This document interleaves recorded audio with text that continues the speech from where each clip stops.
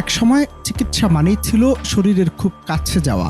হৃদস্পন্দন বা ফুসফুসের শব্দ শুনতে চিকিৎসককে রোগীর বুকে কান পাততে হতো। পুরুষ রোগীর ক্ষেত্রে বিষয়টি তেমন আলোচনায় আসতো না, কিন্তু নারী রোগীর ক্ষেত্রে তৈরি হতো অস্বস্তি। রোগীর জন্য যেমন, চিকিৎসকের জন্য তেমনই। 19 শতকের শুরুতে আলোর শহর প্যারিসে এই নৈতিক সংকটের মুখোমুখি হয়েছিলেন এক তরুণ চিকিৎসক, রেনে লেনেক।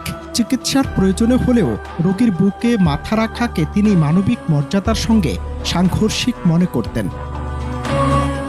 এই বিব্রত বোধ এতটাই তীব্র ছিল যে লেনেক একসময় চিকিৎসা পেশা ছেড়ে দেওয়ার কথাও ভেবেছিলেন।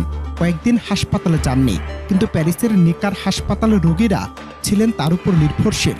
জ্বর থেকে যক্ষা, ধনী থেকে দরিদ্র, সবার শেষ ভরসা ছিলেন তিনি।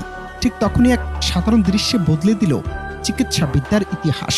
ফুটপাথে খেলতে থাকা দুই শিশুর হাতে একটি কাগজ, এক প্রান্তে ফিসফিস, অন্য প্রান্তে স্পষ্ট শব্দ।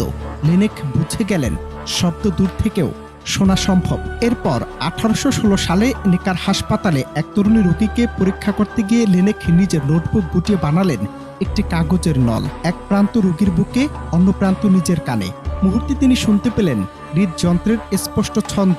এই পরীক্ষায় জন্ম দেয় স্টেথোস্কোপের। শুরুতে অনেক চিকিৎসক এটিকে অপ্রয়োজনীয় বলে তাচ্ছিল্য করেছিলেন, কিন্তু খুব দ্রুতই ইউরোপ জুড়ে ছড়িয়ে পড়ে এই নতুন পদ্ধতি। হৃদযন্ত্র ও ফুসফুসের ভাষা শোনার ধরনই বদলে দেয় চিকিৎসাবিদ্যায়। তবে দুর্ভাগ্যজনকভাবে এই বিপ্লবের পূর্ণতা দেখে যেতে পারেননি রেনে লেনেক। 1826 সালে মাত্র 45 বছর বয়সে যক্ষ্মায় আক্রান্ত হয়ে মারা যান তিনি।